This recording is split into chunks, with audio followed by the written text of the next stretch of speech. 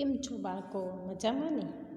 આજે આપણે revision number 1 કરવાનું છે. એમાં ફર્સ્ટ એક્ટિવિટી નંબર 1, બંધ બેસતા ન હોય એ શબ્દને ફરતે ગોળ કર. આવો આપણે આગળ કરી ગયા છીએ, પણ આપણે રિવિઝનમાં કરવાનું છે. એમાં ફર્સ્ટ જોઈએ તો રેડ, બ્લુ, બિગ, ગ્રીન. તો એમાં શું અલગ પડે છે? સરસ, બધાને ખબર પડી ગઈ કે રેડ, બ્લુ અને ગ્રીન એ રંગોના નામ છે. બિગ એટલે તો મોટું થાય, એટલે એ જુદું પડે છે, એટલે કે બંધ બેસતું આવતું નથી. બીજું છે ડૉક્ટર, ટેલર, સિસ્ટર, ટીચર. એમાં વ્યવસાયકારો છે. તો ડૉક્ટર, ટેલર ને ટીચર એ વ્યવસાયકારો છે. સિસ્ટર એ સંબંધોમાં આવે છે, એટલે એની ફરતે તમારે ગોળ કરવાનું છે. Elephant, cat, nurse, dog.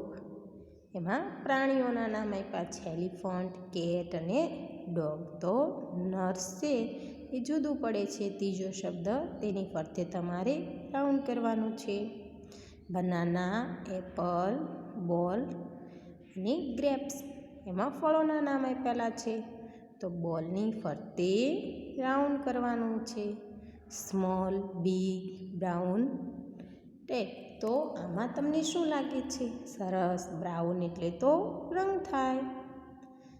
Round, square, yellow, triangle. તો એમાં તમને શું અલગ પડે છે? સરસ, યલો. આવડી ગયું ને બધાને? જો ત્રીજી લાઈન છે એના બધા શબ્દો બિગની નીચેના બધામાં રાઉન્ડ આવશે. હું તમને હોમવર્કમાં પણ કરાવી દઈશ. હવે એક્ટિવિટી નંબર 2 જોઈએ. પતંગનું ચિત્ર દોરો. તમારે અહીંયા તમને જેવું આવડે એવું પતંગનું ચિત્ર દોરવાનું છે, અને તેમાં કેવો આકાર આપ્યો છે, તમે શું કર્યું છે, એ બધું તમારે નીચેની ખાલી જગ્યામાં લખવાનું. જો નીચે આપેલી ખાલી જગ્યામાં તમે દોરેલ પતંગની સાઇઝ, કલર અને શેપ લખો. એટલે કે તમે કેટલી મોટી કે નાની પતંગ દોરી છે, કલર કેવો પૂર્યો છે અને એનો શેપ કેવો આપ્યો છે. This is my kite. It is તમે કેવી દોરી છે, સ્મોલ દોરી છે કે બિગ? તો આપણે બિગ લખીશું કે બિગ કાઇટ છે. ઇટ ઇઝ ખાલી જગ્યા, તે કેવા કલરની છે? રેડ. આપણને આપ્યો છે, જો રેડ સાઈડમાં આપ્યો છે ને, તો આપણે એમાં રેડ લખીશું. ઇટ ઇઝ તે કેવી છે? તો આપણે સ્ક્વેર એટલે કે ચોરસમાં દોરી છે. In shape. It has a ખાલી જગ્યા ટેલ, તેની પૂંછડી કેવી છે? તો આપણે નાની દોરી હોય તો સ્મોલ લખવાનું. આવડી ગયું ને? સરસ. તમે જેવી પતંગ દોરી હોય એના આધારે ખાલી જગ્યામાં તમારે જવાબ લખવાના છે. હવે એક્ટિવિટી નંબર 3. અહીં લીંબુનું શરબત બનાવવાની રીત આપેલી છે. ચિત્રોની મદદથી સૂચનાઓ સમજો. સૂચનાઓને યોગ્ય ક્રમમાં ગોઠવી આપેલી ખાલી જગ્યા ફરીથી લખો.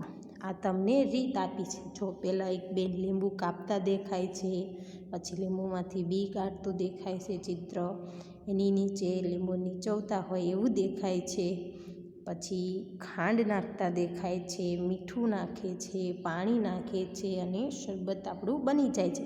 આ બધું આપણને આડાવડી ક્રમમાં આપેલું છે. એની ક્રમમાં એટલે કે વ્યવસ્થિત રીતે આપણે શરબત બનાવવાનું છે. તો પહેલું આપણે જોઈએ. Take a lemon, cut into 2 pieces. એટલે કે એક લીંબુ લે અને એમને 2 ભાગ કરવાના છે. કરો. તો આપણે પહેલું લીંબુનું ચિત્ર જોયું કે લીંબુ લીધું અને એકનો આપણે 1 નથી આપ્યું, પણ એ લેમન આપ્યું છે. અ લેમન એટલે એક લીંબુ કહેવાય. રિમૂવ ધ સીડ્સ એટલે કે એના બી કાઢી નાખો. Squeeze out the juice into glass એટલે કે લીંબુનો રસ ગ્લાસમાં કાઢો અથવા તો નીચવી નાખો. Put 2 spoon of sugar, mix it વેલ એટલે કે ગ્લાસમાં 2 ચમચી સુગર નાખી અને મિક્સ કરો. એડ સમ સોલ્ટ એટલે કે થોડુંક મીઠું નાખો. એડ વોટર એટલે કે પાણી નાખો. Your lemon juice is ready એટલે કે તમારું લેમનનું એટલે કે લીંબુનું શરબત થઈ ગયું છે. તો આપણે એમાં પહેલું કયું લેશું? તો અહીંયા આપણને ખાલી ગ્લાસ આપેલો છે એટલે પહેલું આપણે લેમનની ક્રિયાઓ લેવાની છે એટલે કે લીંબુઓની. તો પહેલું છે એ આપણે લેશું કે એક લીંબુ લેવાનું એટલે કે પહેલું ચિત્ર જે છે ને take a lemon cut into pieces એટલે પહેલું ચિત્ર છે એ પહેલાં લખવાનું છે. બીજું છે રિમૂવ ધ સીડ્સ એટલે કે લીંબુ કાપ્યા પછી શું કરવાનું હોય તો લીંબુના બીજ કાઢી નાખવાના એટલે રિમૂવ ધ સીડ બીજું. હવે ત્રીજું એટલે કે એને નીચવાનું છે. Squeeze out the juice into glass એટલે કે લીંબુનો રસ નાખો. 3 ક્રમમાં છે, પહેલું, બીજું અને ત્રીજું ઉપરથી. હવે ચોથું છે એ એડ વોટર એટલે કે ગ્લાસમાં પાણી નાખવાનું છે. પાંચમું છે એ પહેલું put 2 spoon of sugar mix it વેલ એટલે કે 2 ચમચી ખાંડ નાખી અને મિક્સ કરવાનું છે. પછી શું કરવાનું? ખાંડ નાખ્યા પછી હવે બાકી શું રહ્યું તો એડ સમ સોલ્ટ એટલે કે થોડું મીઠું નાખવાનું છે. મીઠું નાખ્યા પછી your lemon juice is ready એટલે કે લેમન જ્યુસ થઈ ગયું છે. હવે બધાને ક્રમ સમજાઈ ગયો હશે ને? પહેલું છે પહેલું ચિત્ર છે એ પહેલું, પછી એની નીચે લીંબુના બી કાઢે છે બીજું, લીંબુનો રસ નીચવે છે ત્રીજું અને પાણી નાખવાનું છે. પાણી નાખતા દેખાય છે ને ગ્લાસમાં એડ વોટર એ ચોથું. ઉપરનું સાઈડમાં બીજું ચિત્ર ચમચીવાળું દેખાય છે, ખાંડ નાખે છે એ પાંચમું, મીઠું નાખે છે છઠ્ઠું, એડ સમ સોલ્ટ અને છેલ્લું ચિત્ર આપણને દેખાય છે કે લેમન જ્યુસ રેડી છે એ 7મું વાક્ય થશે. હવે એક્ટિવિટી 4 જોઈશું. ફૂલના કુંડામાં જુદા જુદા વ્યવસાયકારના નામ આપેલા છે. ફૂલોની અંદર એના વ્યવસાયનું વર્ણન કરવામાં આવેલું છે. ફૂલના કુંડામાં લખેલ વર્ણન અનુસાર વ્યવસાયકારનું નામ લખો.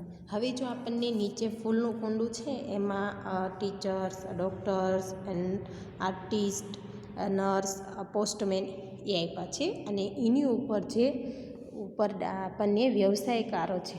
વ્યવસાયકારો શું કામ કરે, કોણ કયું કાર્ય કરે એની નીચે ખાલી જગ્યા આપણે લખવાની છે. A person whose draw pictures એટલે કે કોણ ચિત્ર દોરે છે તો પહેલી ખાલી જગ્યામાં એન આર્ટિસ્ટ આવશે. A person whose help the ડૉક્ટરને કોણ મદદ કરે? સરસ. A nurse. આપણે કુંડામાં નીચે જે વ્યવસાયકારોના નામ આપ્યા છે એમાંથી જ આપણે લેવાનું છે. તો ડૉક્ટરને નર્સ મદદ કરે છે. અ પર્સનલ હુઝ ડિલિવર્સ લેટર્સ એટલે કે આપણને લેટર એટલે ટપાલ કોણ પહોંચાડે છે તો કોણ આવશે? સરસ. A postman. A person whose teaches children તો બાળકોને કોણ ભણાવે છે? તો શું આવશે? તમને કોણ ભણાવે? સરસ. A teachers. A person whose help sick peoples તો કોણ કરે છે? ડૉક્ટર. સરસ. આવડી ગયું ને? સરસ હતી. આ આપણી એક્ટિવિટીમાં આપણે 4 એક્ટિવિટી જોઈ અને તમને આવડી ગઈ હશે. હવે હું તમને આ હોમવર્કમાં લખીને આપીશ જે તમારે તમારી ચોપડી જેની પાસે છે એને ચોપડીમાં પણ લખવાનું, નહીંતર તમારી બુકમાં તમારે લખવાનું છે. ત્યાં સુધી આવજો.